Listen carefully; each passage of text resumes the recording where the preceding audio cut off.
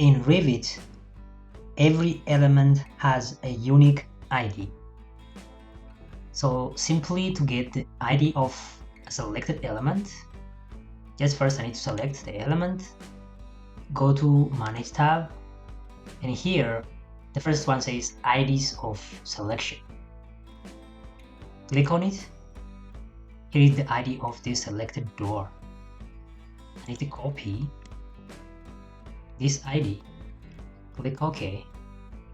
And then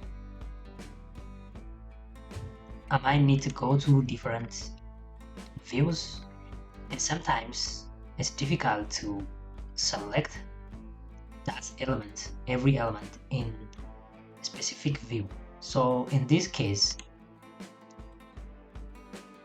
to select the element using that ID, here on the manage and next to the first one, it says select by ID.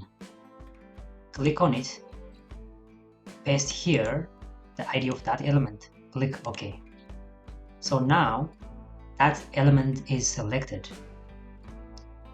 It's difficult to notice if that element is selected or not in this 3D view, but here in the property it says door 1. So this one is selected at the moment. So to make sure and to see that door here in 3D, I might use BX, a shortcut, to create a section box around that selected element. So BX, and here is that element. We can expand this section box